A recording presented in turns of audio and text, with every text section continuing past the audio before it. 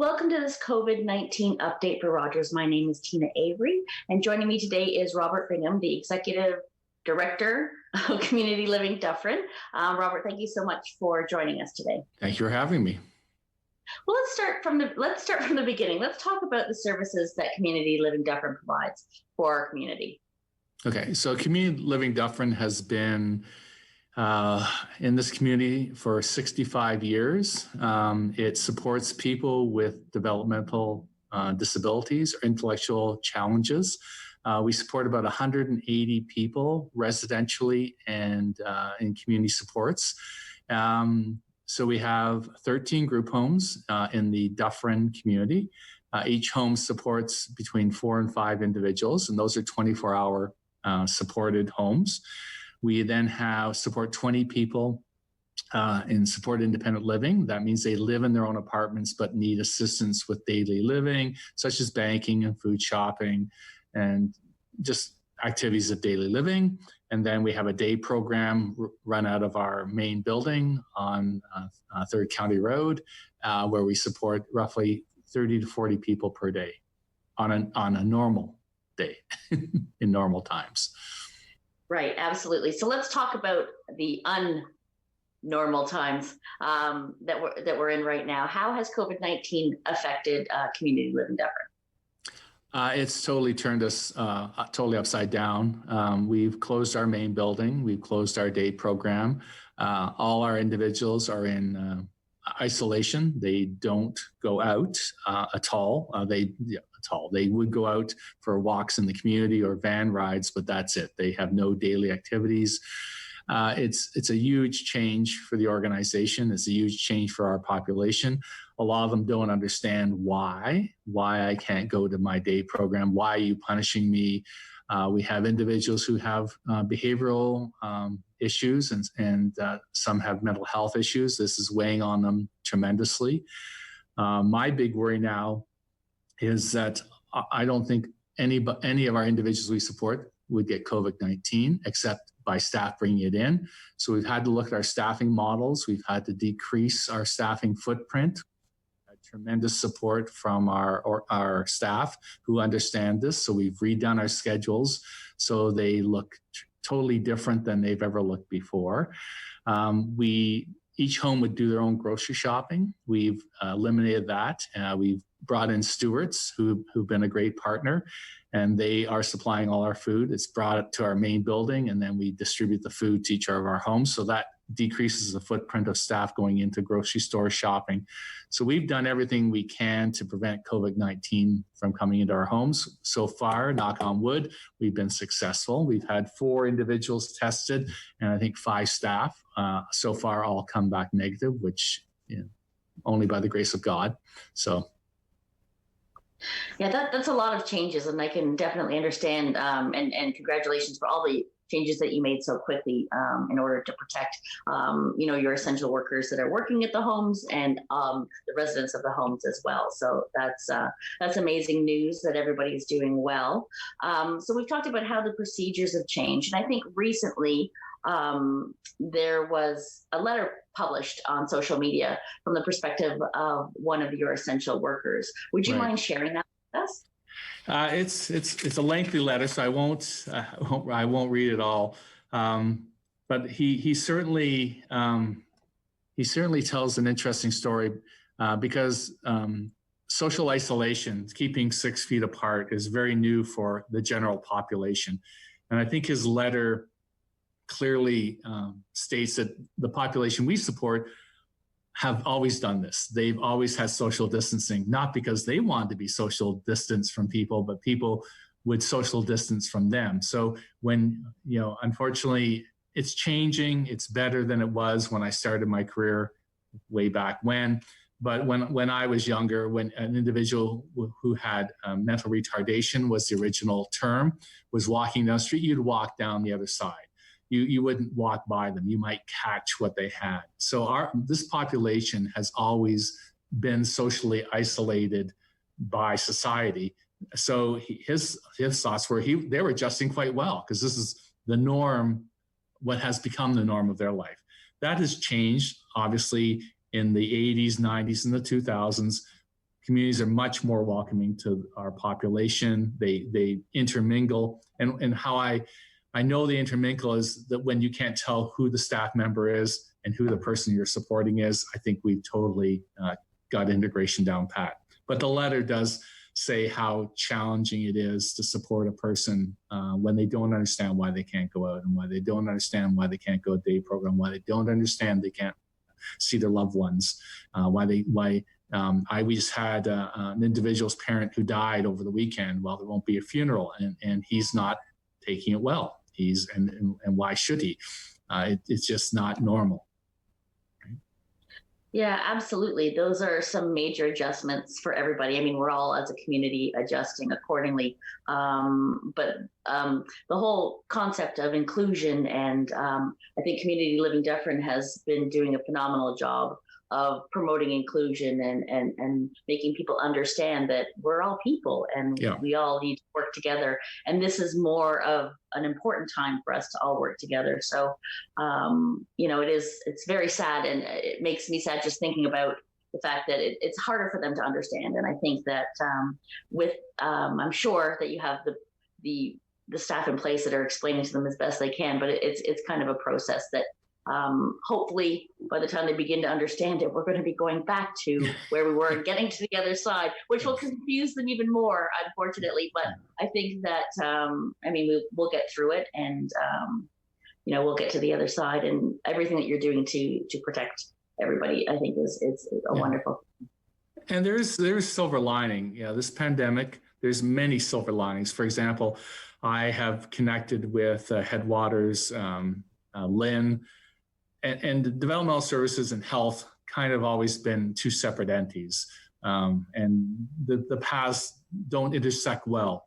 Well, I can tell you that the community has come together with the hospital, with the Lynn, with other agency providers. I needed PPEs. The Lynn goes, well, I know this organization has extra.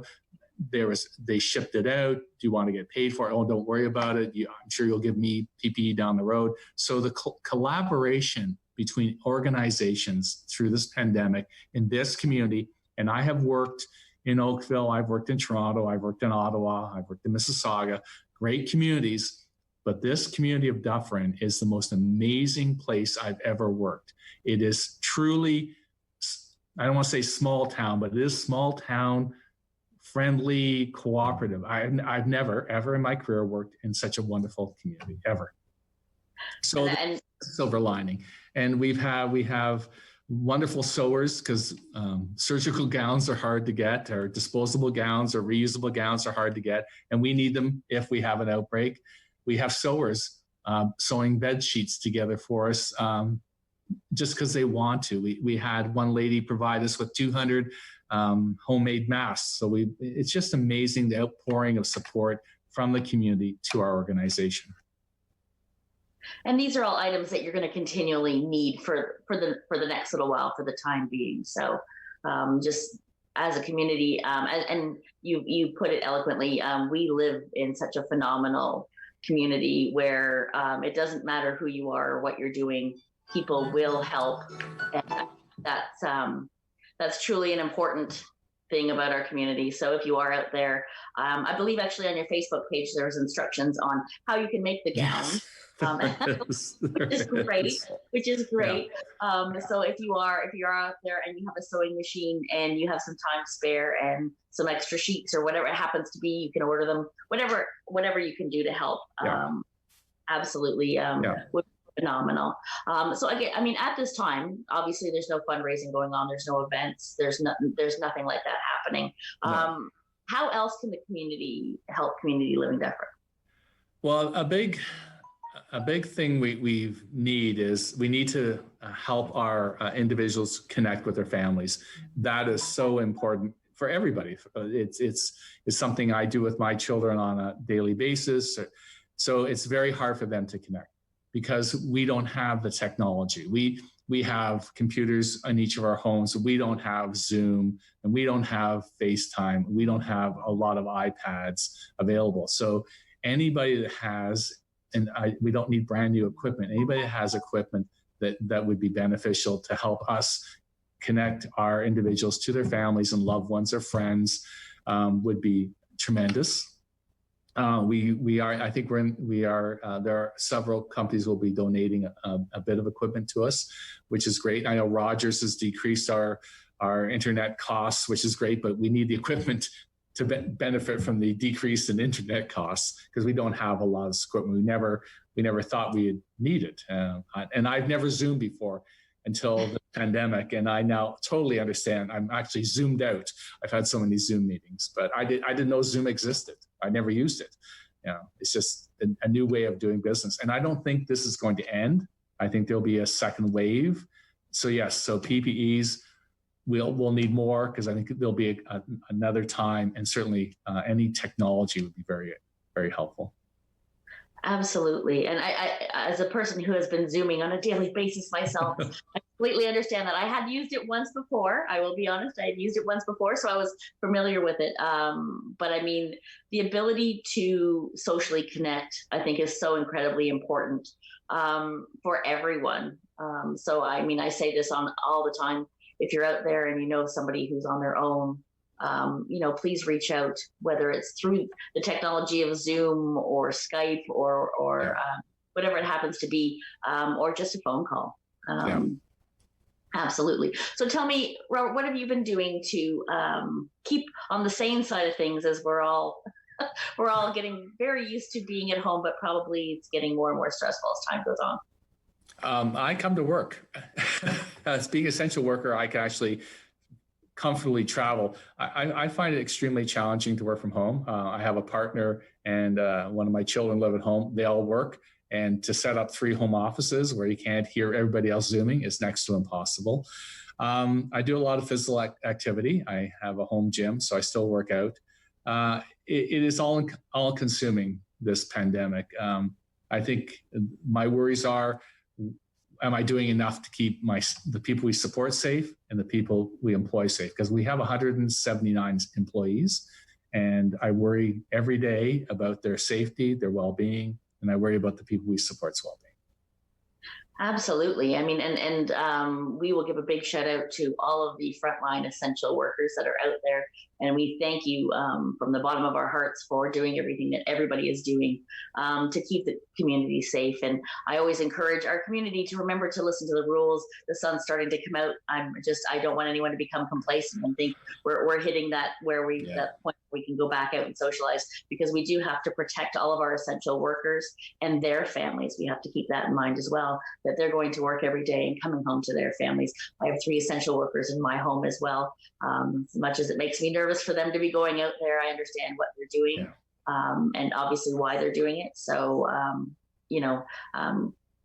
congratulations on doing such a good job so far. And I'm sure that when we get through the other side of this, there might be a really good fun party somewhere. There will be. We are planning it in our parking lot. There will be a very big party. Absolutely.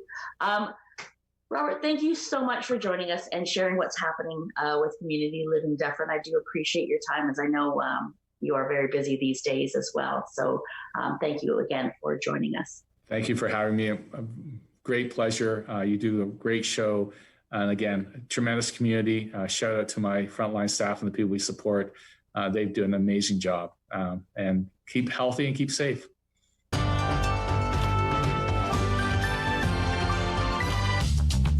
This program is brought to you by Ignite TV.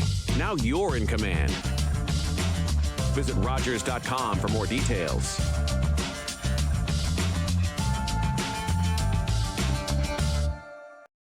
Hi, I'm Jennifer. And I'm Allison. Coming up on the next parenting show, we're talking about how to build strong family relationships. We always talk about having a strong family, but how do you do it? We'll show you how. Only on Rogers TV. Welcome to this COVID-19 update for Rogers. My name is Teena Avery, and I'd like to introduce you to my guest for this segment, Jennifer Moore. She's the Executive Director for Dufferin-Caledon Family Services. Thank you so much, Jennifer, for joining us. Thank you, Teena, for the opportunity. I really appreciate it.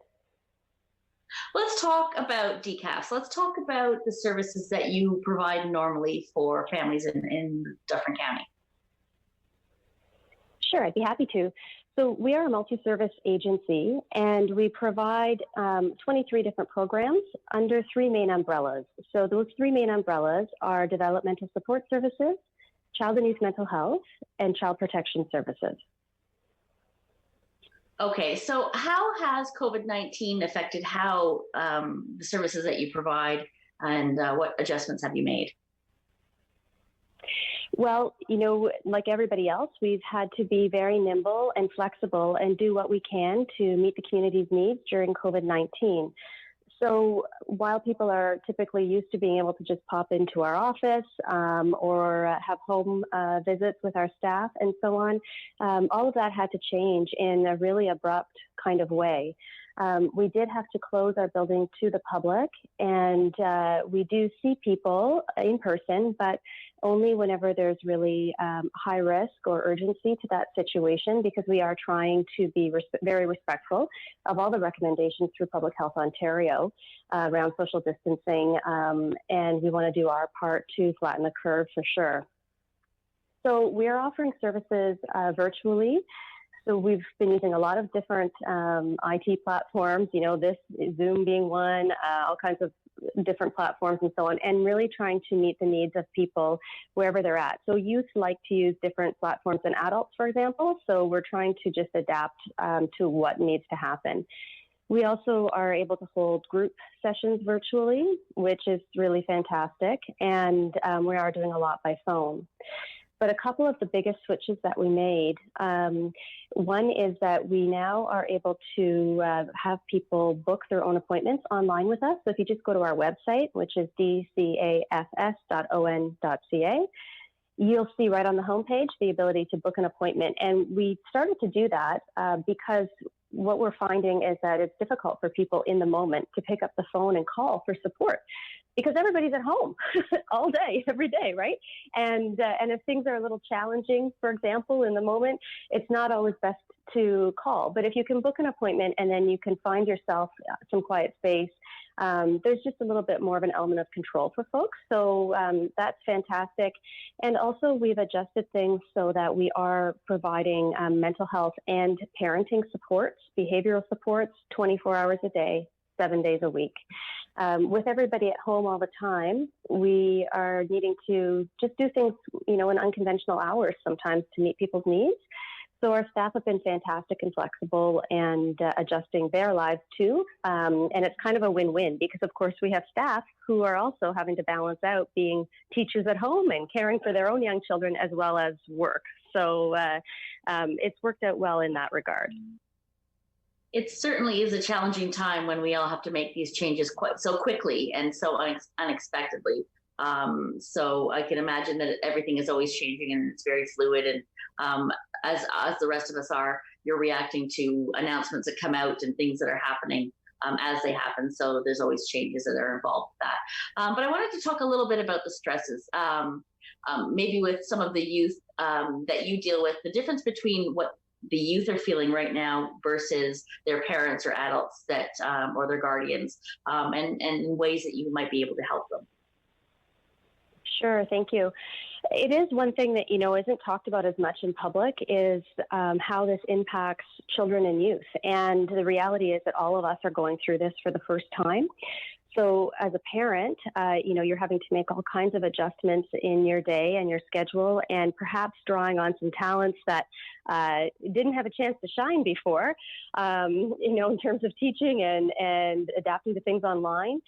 And for youth and children, they too are going through some real significant adjustments. Certainly for youth, it's very hard for them. It's their relationships with their peers, their friends, their social time.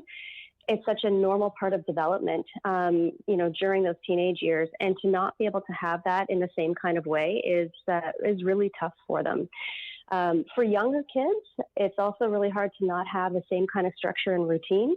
So one thing that I would say is really helpful as if families can keep themselves in as much of a routine as possible, get up in the morning at a similar time, get ready, and build some physical activity and so on into your day too.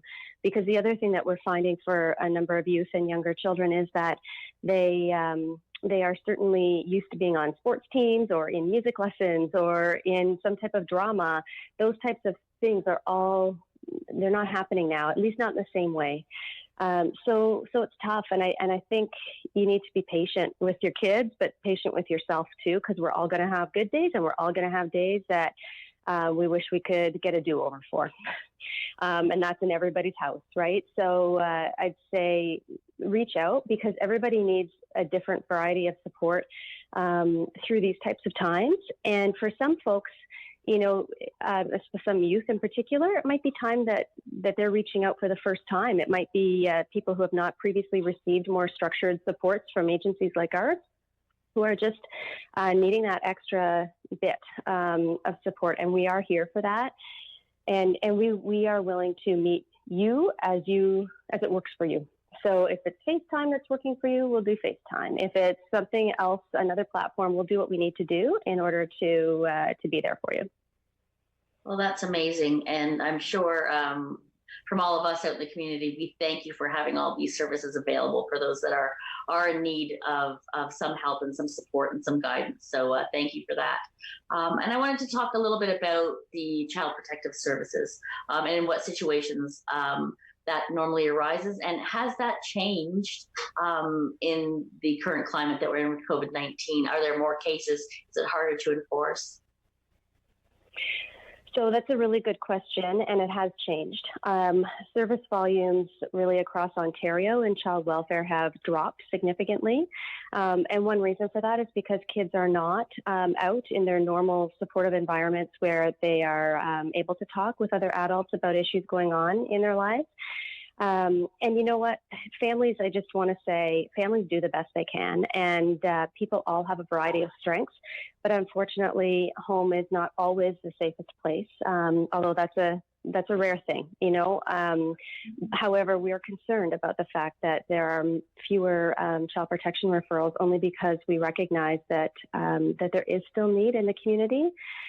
We're not alone with some of these concerns. So in our mental health service as well, crisis calls have actually dropped right now, and that is similar to our counterparts in the community who provide crisis services.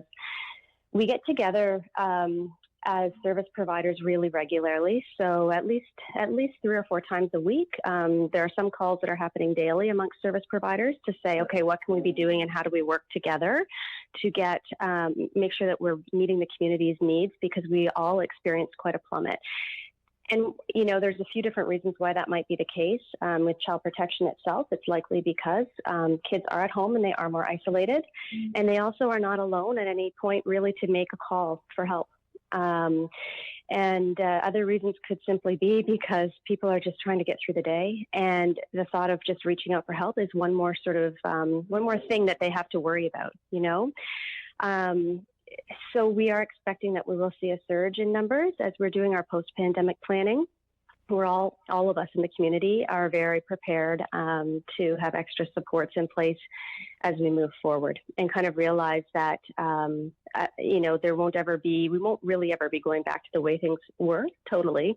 And we will be developing our new normal based on what is required. So let's talk a little bit about your staff that you have working with you at DCAFs. They're putting in all this extra time and hours, and they're being very flexible. Are there support systems in place for the staff as well with regards to their mental health and feeling the stress of what's going on? Yeah, well, what we've been doing at DCAFs is we've been trying to keep really connected with our staff. So we have twice weekly meetings with specific staff groups, and then I hold virtual coffee chats where anybody in our staff group can join in and at least just check in with one another. And our teams are all meeting really regularly as well to do lots of good check-in and some good peer support.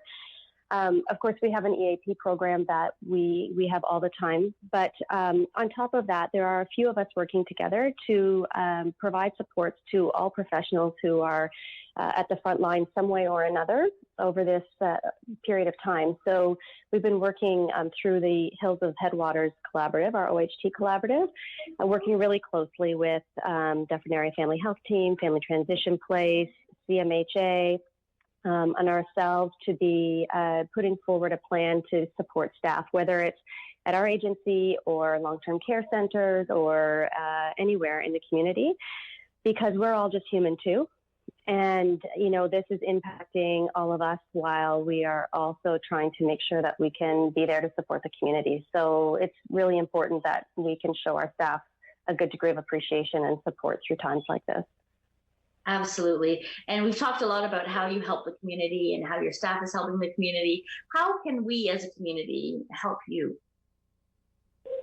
One big thing is spread the word that we all of us as service providers, we're still open. We're doing things differently, but we are open for business. We want to be here. So follow us on social media, retweet, do all of those things to help us spread the word out there. And also keep in mind that for people who want to reach out but aren't necessarily able to, we're happy to kind of strategize any way, shape, or form. I mean, just yesterday, there was something that was put out on a social media platform about, contact us by private message if you want to check out our soap. We don't make soap, but it's a way of saying, I need a connection, I need some help, I need some support, and I can't do it in a blatant kind of way. So we'll read between the lines too with things, right?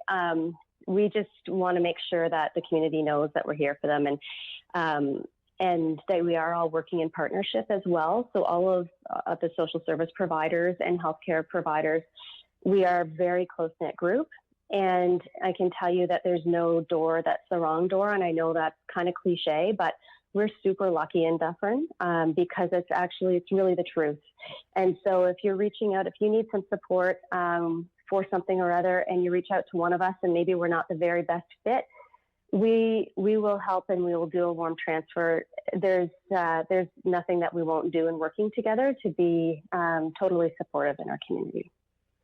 Well, that's absolutely wonderful. So, Jennifer, what are you doing for yourself to keep sane in this crazy world we're in right now?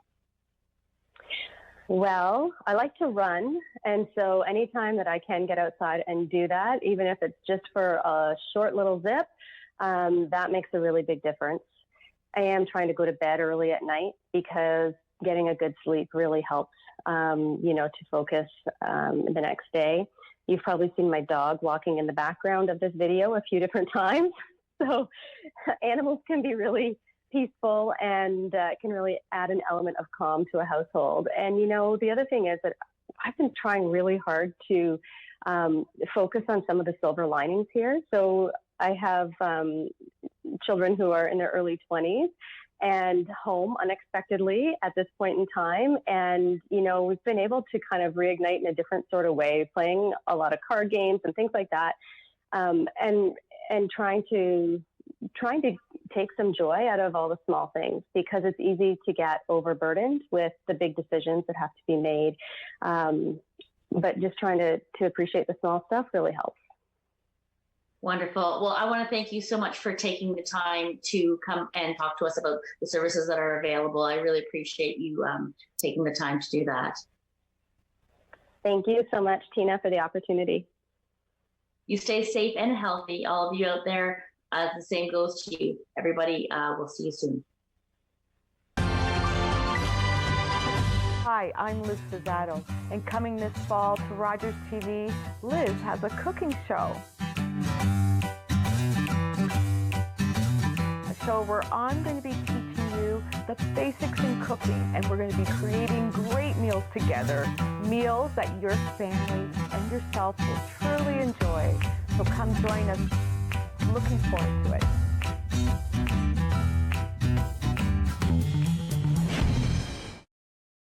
It was my daughter's birthday. She was blowing out the candles on our cake when we heard coming from the TV. So we stopped and listened, and it helped us get to safety. That's why when I think of my daughter's birthday, because now she gets to keep having them.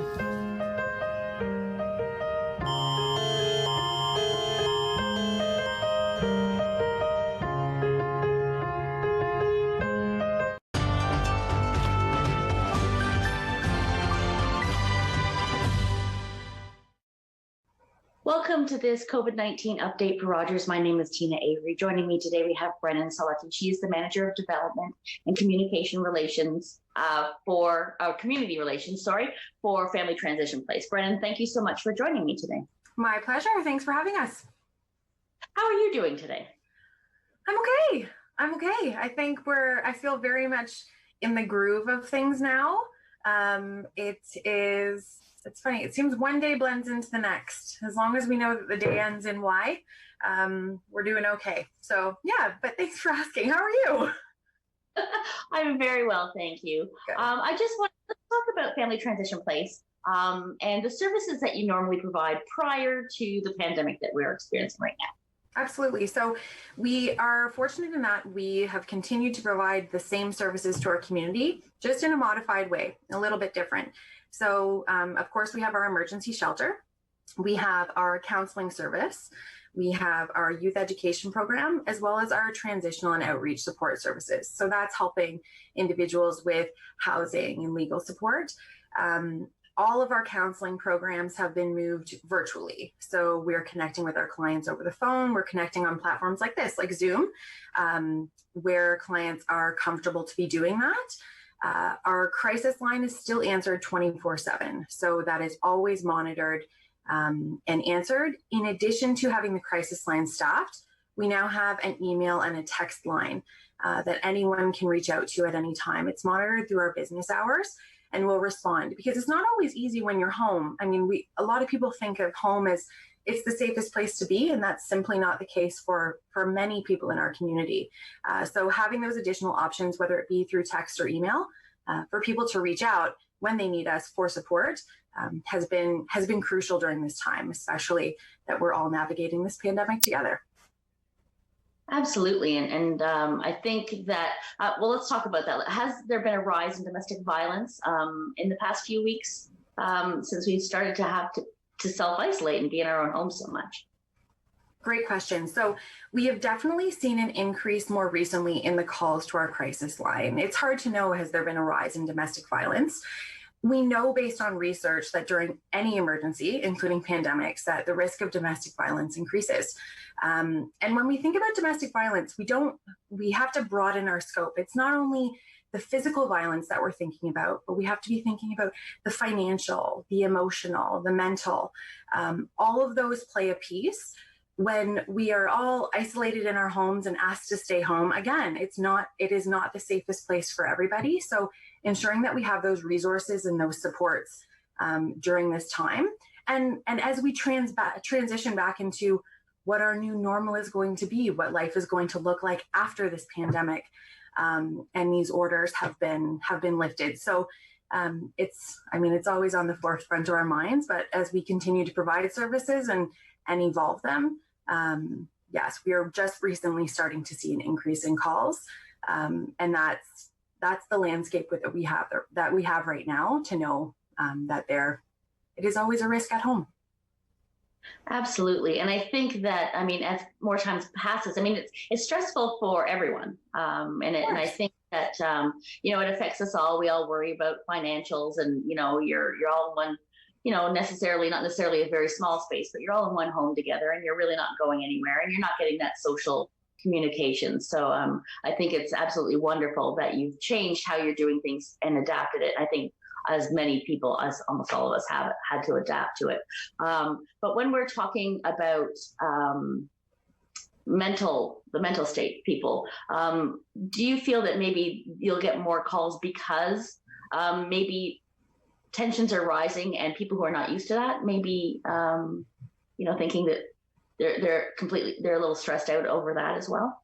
For sure. And it can be quite easy during these times to feel alone and to feel isolated and to have those heightened feelings of anxiety. We were asked a question a few days ago, or I was asked a few questions. What is the most frequent question that clients are asking? It's hard to know. We get different questions and feedback all the time. But one of the trends that we are seeing is those increased feelings of anxiety, and they surround being at home, the increased responsibilities of being at home, the increased responsibilities even of homeschooling children, which wasn't in the landscape before. These things can be triggers for past abuse for some of our clients as well. So yes, we have this heightened situation, anxiety. It can't be ignored for anyone who wouldn't have not felt anxiety before. So it is a real risk. We are hearing this from our clients that they are feeling challenged and they are feeling isolation. We're seeing that disconnect as well from physical distancing and social isolation, because there is a difference there. So helping those clients of ours cope with that and be able to communicate those challenges, because they are very real, regardless of what you were dealing with before the pandemic was in place. Do you think it's going to change for Family Transition Place as well, the way things are done coming in the future? I think we've learned a lot. I think that quite naturally we will change. We would have changed anyways. It's just going to be changing in a different way. So it is, to echo what you said, it is so challenging to not know when that end is going to be. And that also contributes to feelings of anxiety for everyone, including staff, including the clients and the families that rely on us. So yes, I think in response to these current events, we will see a change in how we provide service. I don't think that's a bad thing. I actually think it's a really wonderful thing. We have learned so much about the needs of our clients, especially during these heightened times. And it's really helped us to respond in ways that we never thought that we would be exploring. Did we think that we would be providing support by text and by email? 6 weeks ago, I would have said no. And now it is something that is essential to our operations. So yeah, we will definitely change the way we do things. And I think the rest of the world will too. I continue to maintain, I was talking to my mom about it actually a few days ago, and I said, we will come out of this stronger than ever. We have to, whether it's a greater appreciation for what we have or what we could have, or the connections that we've made together. That's something to look forward to. So. And I think a lot of people that I've spoken to, I mean, there are silver linings to everything that we're going through. And one of those is making these realizations moving forward. And I think that you're providing the opportunity for people to text and email could open up the world of people that would be able to contact you that maybe it would have been afraid to call ever. So I think that's absolutely. So I know that how much Family Transition Place does for the community. Is there anything the community can do to help you? We continue to be very, very supported by the community. One of the things, I will say two things. One of the things that we are seeing now and that we will see and anticipate is a drop in our fundraising revenue. As we look ahead to those larger events that we would have during the summer, it can't be ignored that we were very, very fortunate. We had our International Women's Day fundraiser right at the beginning of March. We were able to have everyone come together before those physical distancing recommendations were put in place. But as we look ahead to what we're doing in a fundraising capacity and in an events capacity going into the summer, it is quite unknown. We do know that our donors are going to be facing the economic pressures of the pandemic and those increased liquidity challenges with donations that they would have made to us in the past. So if you are in a position to donate, absolutely, that is what we always love and always welcome, as it supports many of the services that we provide that aren't funded through other sources. Additionally, and we're seeing this more and more as the community reaches out, is we have an influx of spring cleaners that know that they have all of these items that they would like to donate. And we work with many partners in the community to accept these items that can benefit our clients when they're moving on from the shelter or as they are moving on through our services. So I would say, please hang on to those items and support after this is all over, because there is definitely going to be a need and it will continue to support the work that we do. And lastly, I would say sharing our messages. So we continue to update the community on what we are doing, how we are providing our services. If we can be having the community share that message, whether it be on social media or through links to our website where it's always updated, that is always appreciated. Even if it touches one person that could need our services or could need that information at an important time, then we really have done our job. So yeah, that's what I would say right now. And I think that makes all the difference in the world, even if it helps. You don't have to think that you're going to be helping 1,000 people. Helping that one person can make all the difference in the world. So please do share the message, as Brianne has asked us to do. Let's talk about, you have satellite offices. So why don't you tell us a little bit about those and how they're functioning during this time as well? We do. So we have satellite offices in Bolton and Shelburne. Our Shelburne office has recently closed. So previously it was open. Of course, we implemented screening processes really early on to ensure that everyone that was coming into that space, should they need to, was very, very healthy. And the counseling services were virtual starting right from the beginning to minimize that physical contact with our counselors and with our clients. Given the recent outbreak, within the Shelburne long-term care residence, we had closed that for the safety of our clients and staff. We are still providing services virtually, however, though. So just the physical building that's closed. Bolton is also closed. And when we say closed, the physical building is, the services that we provide out of that building are not. So we continue to provide the counseling services to those that need us in that region. And yeah, it's kind of, it feels like business as usual, regardless of that physical structure that would house the services previously. Wonderful. So you're fairly new to this position. When did you start, and how does it feel to be the new person who's thrown into this crazy thing that we've never experienced before? I am, in fact, the new kid on the block. So I joined the family transition place family at the beginning of February. So I had about just over 6 weeks under my belt before we were heading off to all work remotely and support the organization from home.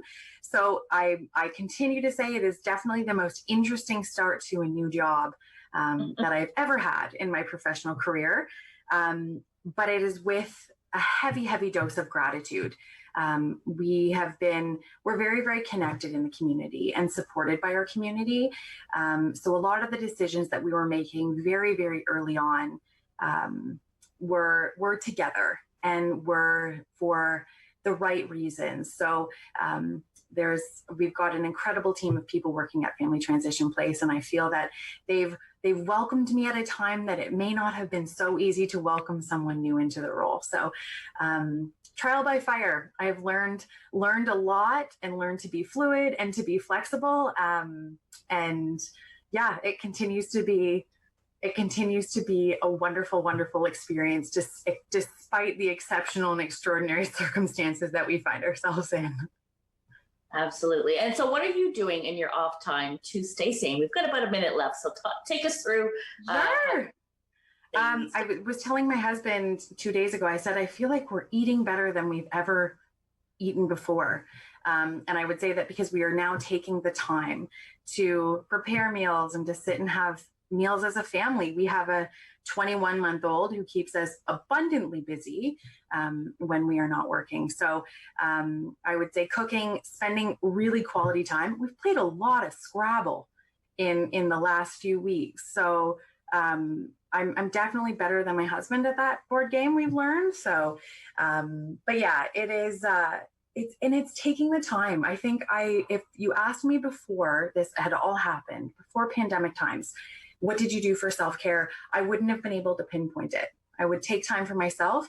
Now it is taking time for myself, taking time for my family, and to recognize that we're all in this together and we will get through this and we will be stronger on the other side of it. So.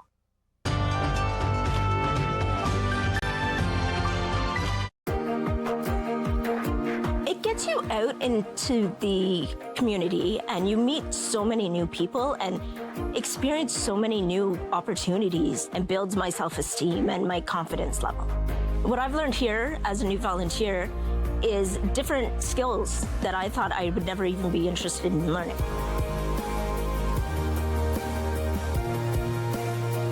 I'm Chantal McCush and I am a Rogers TV volunteer. Summer days, summer nights, lots of things to do, places to go, and people to see. If you're having a few drinks, be sure to plan ahead and get home safely. We don't want to pick you up. Drinking drivers risk injuries to themselves and others and take chances with their license, their jobs, and their future. Remember what's at stake and choose your ride, whether you're the driver, the passenger, or the party host. Thanks for supporting sober driving. I hope we never meet. Visit arrivealive.org to find out more.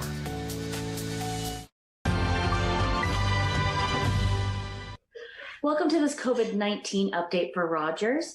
My name is Teena Avery. I am excited to introduce you to our next guest. You're speaking with Lindsay Butcher. She is the Executive Director for Alzheimer's Society Dufferin. Lindsay, thank you so much for joining us. Thank you very much for having me. Let's talk about the services that you provide for Dufferin County before all of this started to happen. Sure. So the Alzheimer's Society of Dufferin County, we provide support and programming for persons living with dementia and their care partners. So this can entail anything from support groups, group support groups, individual support. So we have different types of support groups for different types of situations. So we have an adult caregiver group, we have a adult child support group, we have a men's group, and then we just have a general care partners support group.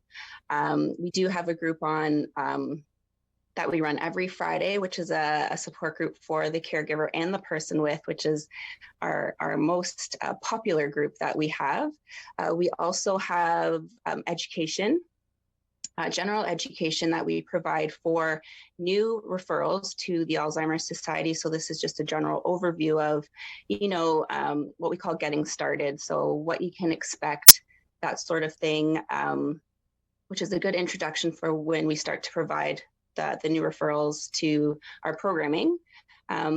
We also have education for community partners, such as retirement home, long-term care, other community settings, and schools. So we do schools for school education for elementary schools as well. And we have behavioral supports with our Behavioral Supports Ontario. So we have our psychogeriatric resource consultant who provides education to long-term care and retirement homes about, the behavioral aspect of Alzheimer's disease and dementia. And then we also have behavioral support workers who provide a little bit more one-to-one support in the community to families who are experiencing challenging issues in the home with the person living with dementia. So that's a general overview of what we provide. There's a lot of services that you do provide, absolutely. So how has COVID-19 affected how you're able to provide these services? So with COVID-19, obviously we are all working remotely.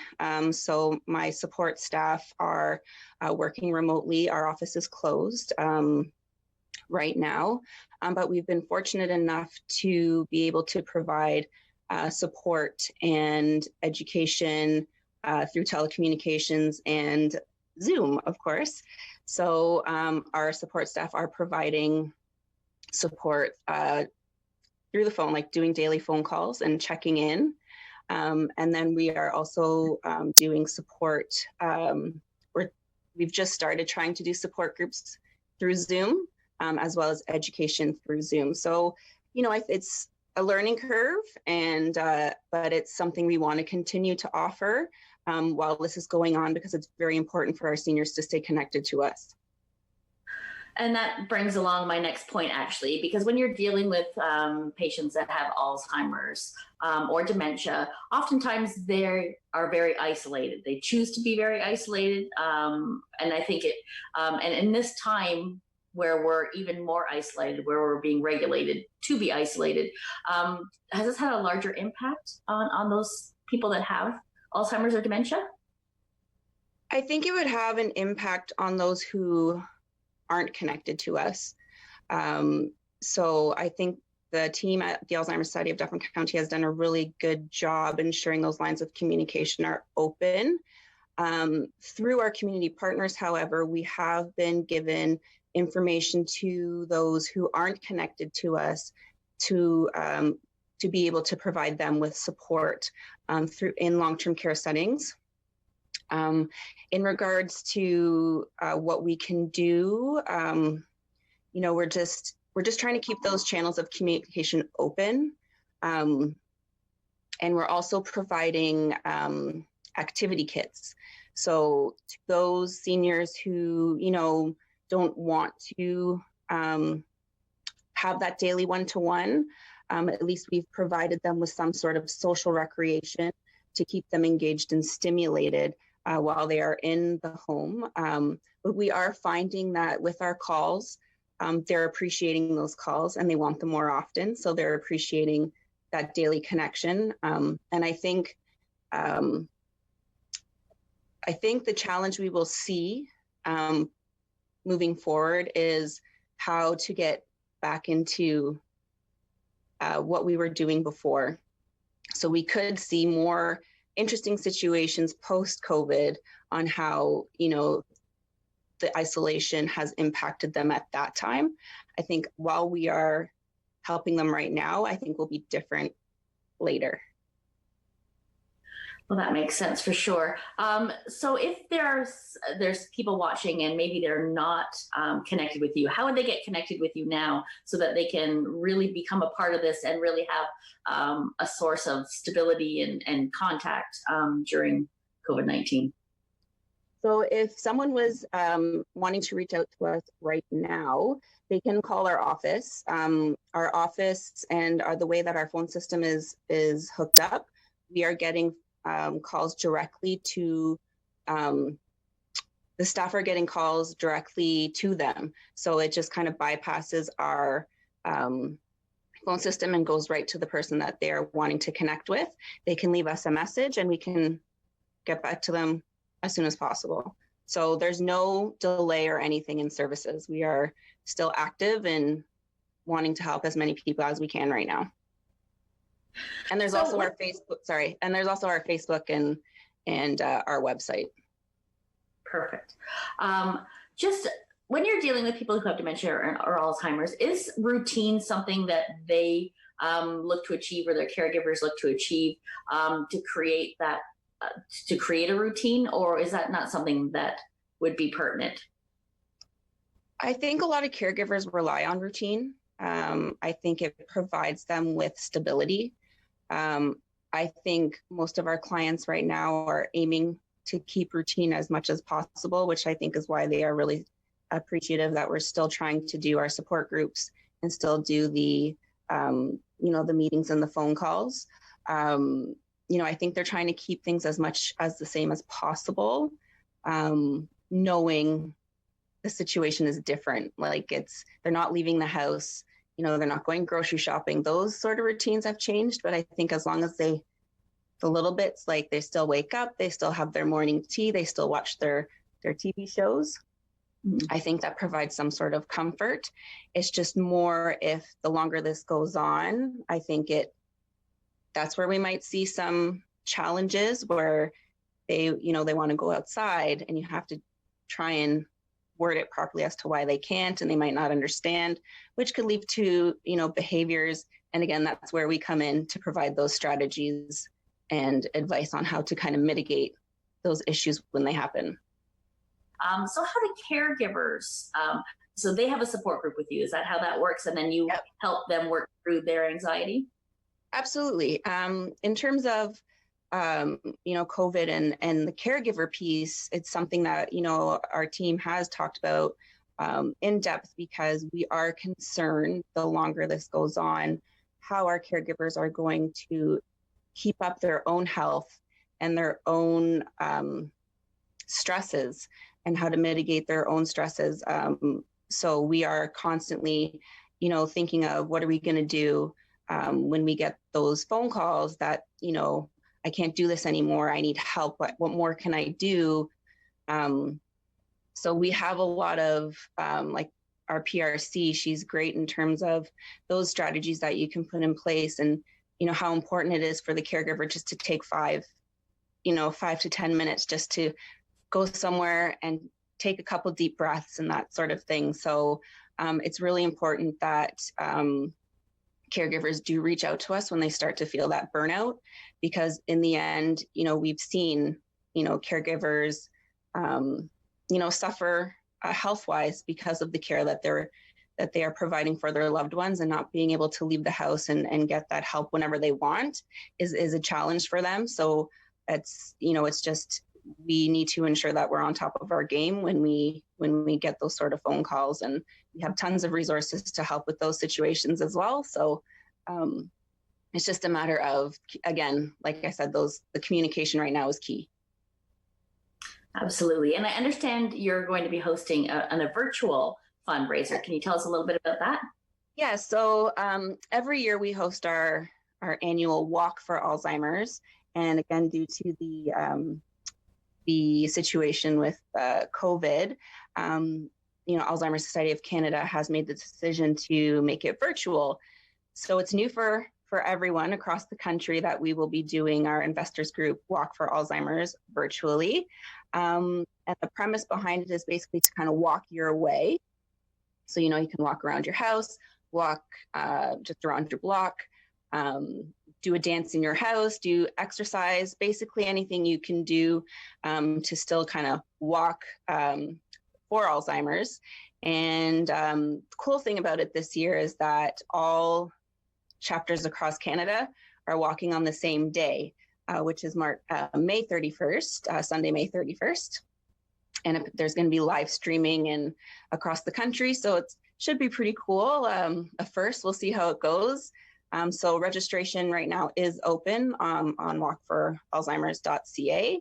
And you can register as an individual, you can register with a team, and then you get all sorts of, incentives and things like that once you register. So they're trying to make it as unique as possible for the engagement of the community, because it's tough right now. We don't really want to, a lot of businesses aren't open, and, asking to fundraise right now is a little bit of a hard ask, but right now we're just kind of hoping that the community will kind of just come together and walk their way for Alzheimer's. That is absolutely wonderful. So we just have a little bit of time left. So I want to talk to you about what you're doing personally to keep sane in these times that we're in right now. So me personally, I have really started to take an avid interest in baking. I've totally notched up my baking game. I've called it Butcher Bake Sunday. And I try and do some sort of baking every Sunday with my kids. I just got into making breads and things like that. So definitely just trying something new every Sunday to kind of, that's my own coping mechanism right now with being, isolated in my own home. I just bought a bike, so I'm excited to start bike riding around my neighborhood just to get some fresh air. Also homeschooling my children. That's happening right now as well. So still trying to find that balance of working and homeschooling my children, as I'm sure many other parents are in the community. And exercise is also a big thing for me as well. Just, I'm an early riser, so I take that opportunity to go into my basement and do some exercising. So I think those are the main things that I'm doing right now to get through the days. And I just want the weather just to get better. Go outside and in the warmer weather. Absolutely. Lindsay, thank you so much for taking the time to join us. It sounds like you're a very busy lady on a good day, even busier now, but thank you for taking the time to speak with us, and stay safe and healthy. And we will see you on the other side of this for sure. Yes. Thank you so much for having me. It was a pleasure.